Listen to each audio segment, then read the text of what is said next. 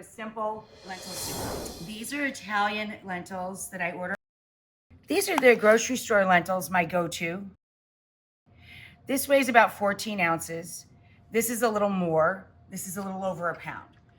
But I soak a sack from straight up local grocery store or these fancy little baby guys overnight. Why? So they have a shorter cooking time and there's less skimming involved. And you can pick through them. Occasionally lentils will have little stones, literally pieces of stone in them. So I can pick sort them. They'll cook quicker and with less work, basically. You don't have to skim as much. So I soak them overnight and I give them a good rinse. I cook the lentils completely separate from the soup. This is the liquid that was left in mine. You can around the edges there, it keeps absorbing it. I put just enough by about an inch to cover the lentils and I simmer them for an hour with what I have right here. An onion, throw it in the pot, and a couple of bay leaves, and when the lentils come to a boil, salt. Usually for me, I have very little liquid left, so I just reserve it. If they have more than a cup and a half or so of liquid left, you can drain them off a little if you like. I remove the onion and the bay that I cook with the lentils. I'm running my knife through the other half of a leek, 2 carrots, 2 ribs of celery with their leafy tops, a couple of medium onions or 1 large onion, and that's what I have going on in the bowl here.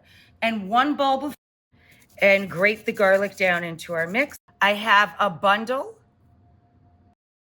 rosemary and sage tied right across the middle, not chopping any of it, just throwing it into the pot to flavor everything. And I'm going to add it to a hot pot with olive oil at the bottom. We're going to salt liberally and put the lid on kind of halfway. I also throw a couple of fresh bay leaves into the pot. This little skillet that I have on the stove here has a little bit of water and a little bit of olive oil in it. We let the water evaporate, and once the water evaporates, the sausage is cooked through, and then the oil will crisp the casing. To our soup pot, I've now sweat our vegetables, and then we're going to add all of our lentils, and a couple of quarts of vegetable or chicken stock, depending on whether or not you're making this vegetarian. Now we're gonna let this simmer. So I'm gonna, once it boils, comes to a full boil, I'm gonna lower the heat and let it simmer to thicken a bit. Oh, I forgot my tomato paste. I was gonna stir in the tomato paste first. Whoops. Whoopsie-daisy.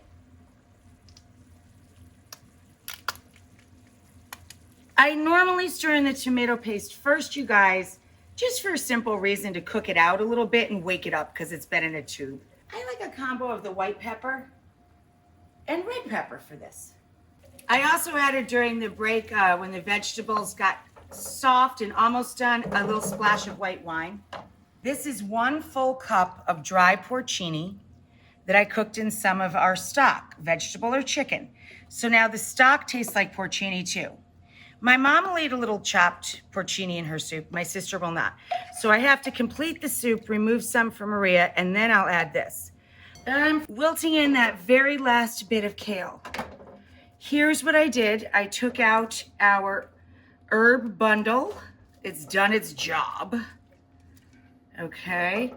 And I added the porcini and the porcini fortified stock because I took out my sister Maria's. Our toppings are creme fraiche with the fennel fronds, chive, parsley, and Dijon mustard. My mom's favorite, toasted walnuts with chopped parsley.